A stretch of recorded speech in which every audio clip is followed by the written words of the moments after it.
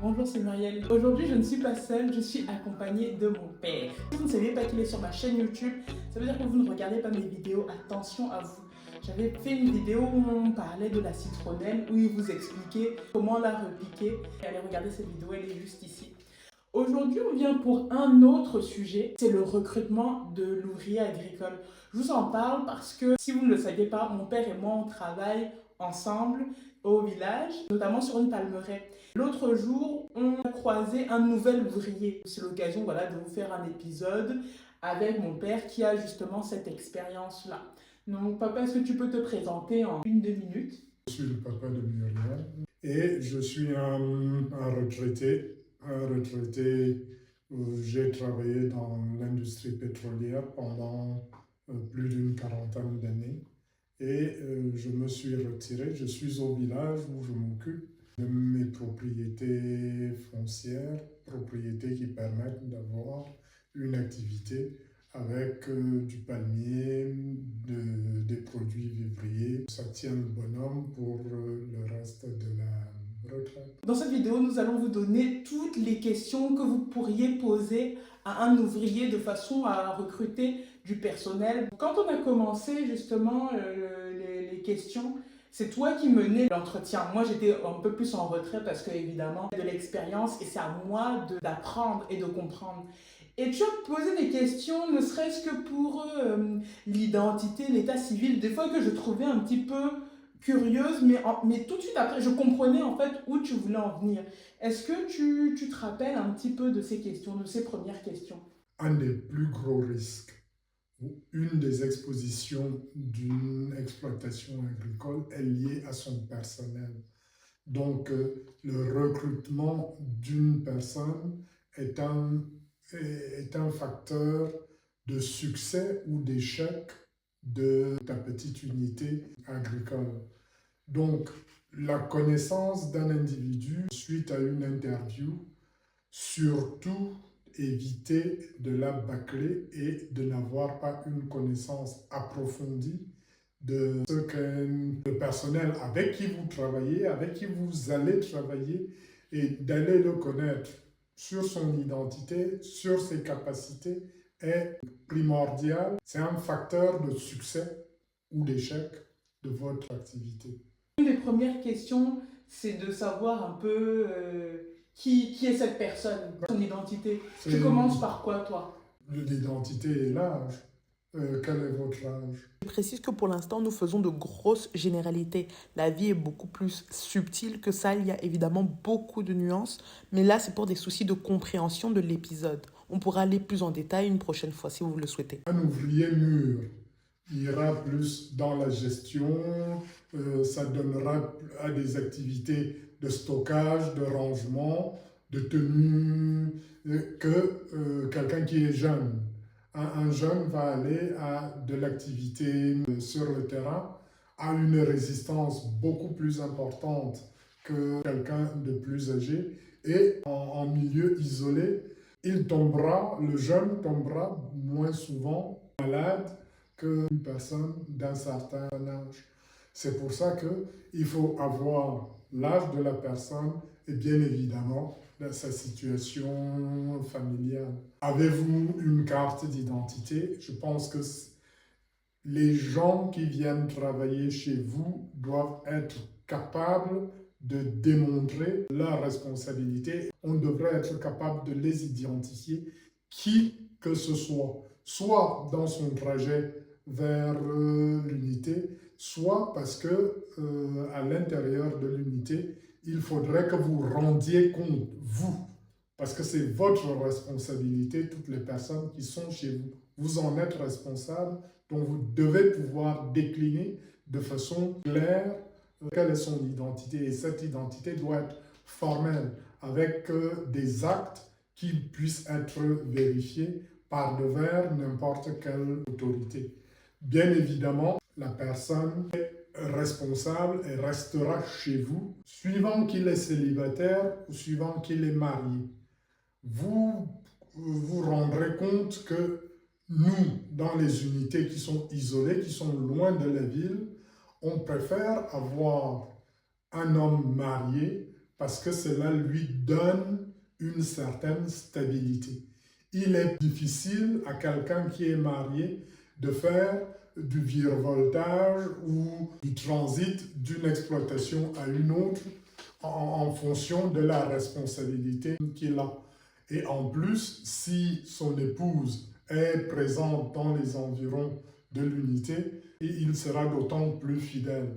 Et même si elle ne l'est pas, le fait de savoir que la personne est mariée lui donne un autre niveau de responsabilité qui est largement supérieur à celui d'un célibataire. Après les heures de travail, il passera sa vie à essayer de trouver de la distraction, et ces distractions peuvent aller de mal en pis lorsqu'il commence à s'intéresser aux voisines du village, à des jeunes filles. Donc, votre voisin, sa fille, l'épouse, notre villageois, où ils sont allés manger. Vous voyez que les risques qu'on prend avec un célibataire ne sont pas ceux qu'on prend avec quelqu'un qui est marié.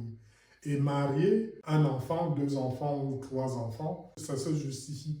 Plus la personne a d'enfants, plus son engagement va être important parce qu'il sait que derrière lui, il y a des gens qui sont en attente d'avoir un résultat. Et la majorité du temps, lorsque vous recrutez une personne qui est mariée, que son épouse fasse un tour sur la propriété n'est pas inutile. Il est bon que vous la voyiez ou que vous la croisiez et que vous puissiez partager un tout petit peu l'échange et l'interview. Vous voyez, pour le personnel de maison, je vais à leur domicile.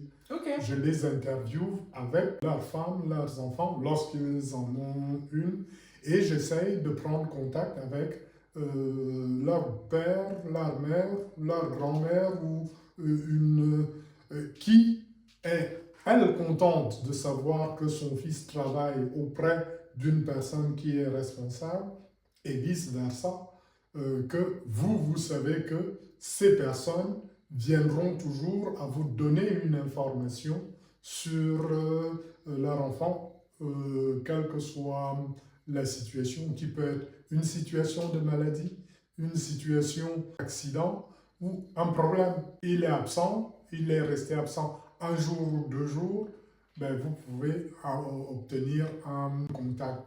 Avoir des enfants et des enfants scolarisés, c'est important. Ça montre qu'à certaines périodes données, il va y avoir un stress de votre personnel qui est lié au fait qu'il doit débourser quelque chose ou il ne doit pas. Période scolaire ou en période de vacances, vous ferez la différence entre les deux. Il est bon d'approfondir le fait que la personne est mariée officiellement. Alors, officiellement, chez nous, signifie ils ont un acte qui prouve soit un acte traditionnel, soit un acte dans une mairie par une autorité agréée. Ce type de mariage alourdit également la responsabilité de votre employé. Le fait de n'être pas marié de façon légale traduit un tout petit peu la fragilité de la relation. Et cette fragilité, du jour au lendemain, peut impacter l'activité ou le confort de la personne au sein de votre activité. Et les petits mensonges qui viennent de la part des ouvriers seront vite mis à découvert lorsque vous avez ce lien au mariage légal et viens on reste. Ça veut dire que la dame est chez lui, il peut s'en débarrasser quand il veut, comme il veut. Alors qu'une qui a un acte, même si c'est un acte traditionnel, permet une assise beaucoup plus stable. C'est lui qui travaille chez vous. Souvent, les personnes migrent avec leur épouse parce qu'ils veulent s'ils ont des enfants, ils sont obligés d'être ensemble. Si c'est une promesse de mariage, certaines personnes gardent leur épouse auprès de leurs parents. Ça, c'est des attitudes responsables. Lorsque la personne a bougé avec la fille de quelqu'un chez vous, sans que les parents, ni de l'un ni de l'autre, soient au courant, ça traduit également une espèce de volatilité de la personne. Donc, c'est bon de savoir où est-ce que les deux vivent. Est-ce que l'épouse vit avec le mari? Ou si elle ne vit pas, est-ce qu'elle vit auprès des parents? S'ils sont en ville, est-ce qu'ils vivent dans un milieu où d'autres personnes peuvent être informées de la manière dont évolue le couple? Où vivent les enfants? C'est important de savoir. Les enfants qui sont en ville pèsent plus lourd dans une bourse que ceux qui sont au village. Au village, il peut y avoir plusieurs personnes qui contribuent, même s'il n'est pas là.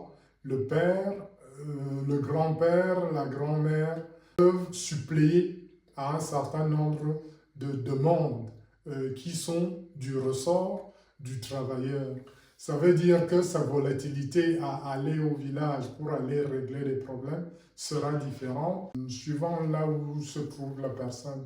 Et la région est importante. Si quelqu'un est à l'extrême nord, ben, le voyage pour aller à l'extrême nord ne sera pas le même que celui pour aller dans une région ou dans la même province ou dans la même unité administrative.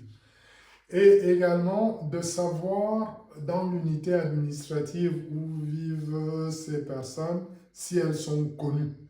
Vous remarquerez qu'au Cameroun, les personnes sont énormément fières de décliner de quel coin ils sont originaires. C'est très vrai. L'identité qu'il a chez vous comme travailleur n'est pas la même qu'il a chez lui, où il peut avoir des attributs soit de chef, soit de responsable. Et c'est un homme complètement différent lorsqu'il se retrouve dans ce cercle familial où ses responsabilités sont différentes de celles qu'il aurait au sein d'une équipe technique.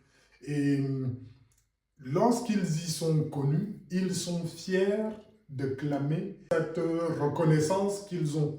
C'est là où leur poids véritable s'exprime avec tous les attributs et toutes les auréoles qui seraient dues à ce rang. L'Ouest, ben, est-ce qu'il appartient à une chefferie? Est-ce que dans la chefferie, il a une responsabilité?